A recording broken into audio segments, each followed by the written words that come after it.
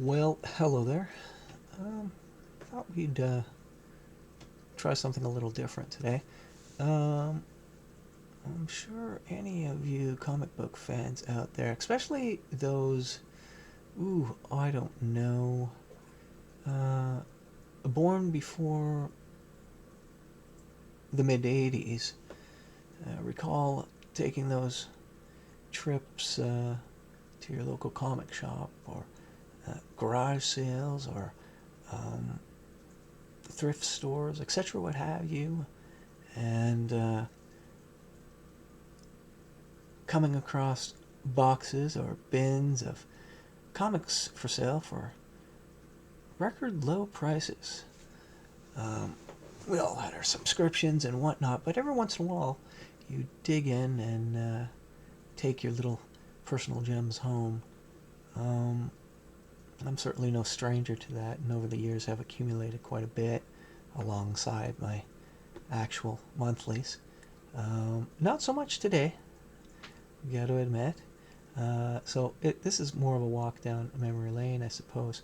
And what we're looking at here is a couple of issues from the late 70s and early 80s known as POWERMAN and Iron Fist, which were quite a bit more popular than they became later on. By the mid 80s, they had pretty much fizzled out, but at the time, they were certainly there. Um, it's just, I don't know, these are a couple that I didn't buy off the rack at the time, but found later. I certainly had my share of Power Man and Iron Fist issues as a kid. Definitely don't. None of those survive my collection today, unfortunately. I wish I had them. At the time when I did have them, around 78 ish, I guess, when I started stacking up the comics, you could say. Before collection was real, before collecting was really, the it could really be called, you know, a collecting hobby. Kids would just have their stack of comics off in the corner wall. That was when I first came across these guys. But anyway, I thought I'd take a look, and in this, I just want to make a point. There's nothing spectacularly unique about these comics, although each and every comic to me is unique. I just want to make the point that um, these particular comics, if you give them the flip through, what you're looking at is something that I think was in demand and perhaps unique to the time, where Marvel had certain um, standards for their artists. Most of the people were coming out of uh, the John Romita, Buscema, um, Bob, let's see, Gil Kane, and uh,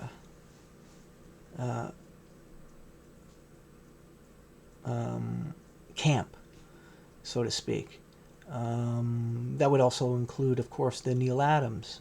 They were, it didn't, it was okay if the comics looked cartoony, but they were going for a look that proved to render the human form properly, with proper anatomy, etc. I don't want to overemphasize that point because we all know that guys like um, Jack Kirby um, and Todd McFarlane knew that you could get around the whole anatomy thing uh, and make things work, make things pop just the same. But I also want to emphasize the point that some of these artists that were out there, and there were so many coming and going, that didn't always stay, had a certain level of competence. And they knew what they were doing, man. Things look like the way they should look like, so to speak. Anyway, so we're picking up with issue 56 from 1979 and issue 64. And we're going to start with the latter because I want to give a full flip through and we'll refer back to the other one for a different reason. But in the meantime, we'll start from there. And today I'm trying something a little bit different. I'm using natural light coming through the room. Sunlight, sunny day, but not directly on the book, but just experimenting with that. But yeah, we'll start with 64 and take a peek. Well, begin with the splash page, and oh my god, what can I say? This is what made the 70s childhood so special, unique, I feel, anyway. The good old splash page. You know, in, well, relative to a lot of the slash work that was going on at the day, there's certainly something about this is not spectacular, but wow, pretty good, you know, in the sense that, look, we've got a worm's eye view looking up at two dynamic figures, one of heroic proportions, one of normal proportions, fully clothed, fully garbed, check the drapery, everything perfect. I mean, you know, anatomy, kicking, everything, just great. And, you know, this sort of thing was expected. You know, a lot of the techniques that would be used would be referred to as the Marvel way. I could be debated, whatever. I think it just makes sense. It has a little bit to do with, I guess, the art of, I don't know, what some things they would learn through the camera eye, cinematography, that sort of thing, being distributed out onto the page. But it's important to note that a lot of the artists that contributed to these works didn't stay. You know, they were there and then gone. How they felt about the work they were doing, I don't know, but there certainly is a caliber of competence here going on, and no doubt about it. For example, well, we got names like the penciler, Carrie Gamble, and on the inks we got, it looks like a duo team of Green and D'Agostino inkers, Mary Jo Duffy, writer, Diana Albers, letterer, Doc Martin, colorist. I don't know if that's a joke or not, or if that's an actual person. If anyone knows, let us know. I know Doc Martin was off. That's a type of coloring or a medium. But anyway, Denny O'Neil, who we recognize, and I kind of like this title they gave this man, Jim Shooter, Lord High Executioner. That's kind of funny, knowing some of the background on Jim Shooter. But anyway, take a look at that. Pretty wow, right away. A couple of things indicated here right off the bat. You know, tight inks, really important. Looks great. You got me. I'm ready to read. Yeah. So I know some people might be bemoaning the way I'm treating these. What, you're folding the cover over? And oh my god, nobody does that. Only a person who does no comics would do that to a comic. Well, choice is mine. They're my comic books, and I'll do with them what I want. But the point here is that, you know, this particular issue is in rough shape, and so I don't know, I feel comfortable doing this, so don't sweat it. All right. And so a note on the dating here, we're looking at again August August 1980, and issue number 64. Now let's see, August 1980, that would mean that it was on the stands around June. Usually the cover date would hit a couple of months before the date it actually advertised for. I don't know why that was. Perhaps someone in publishing out there knows why that was. But that was usually the case. It used to confuse me as a kid. I'm like, it's not September. Why are that sort of thing? But at the time, let's see, that would make me June would make me 9 going on 10, which is right about that time when comic books were just huge.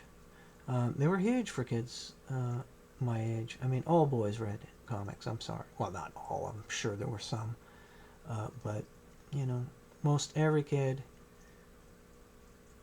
had some remnants of it. Was just part of being a boy. I'm just telling you.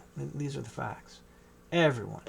Anyone from the geeks to the jocks. I mean, whatever that meant as a young boy. But we all were into it.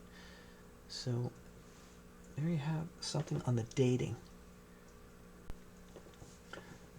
Yeah.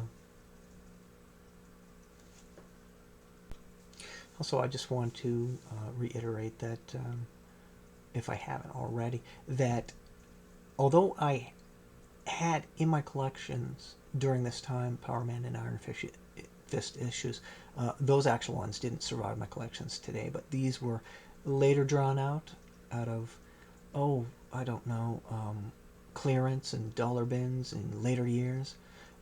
And I'll tell you, some of the gems I found during the 80s in such bins, it would blow your mind.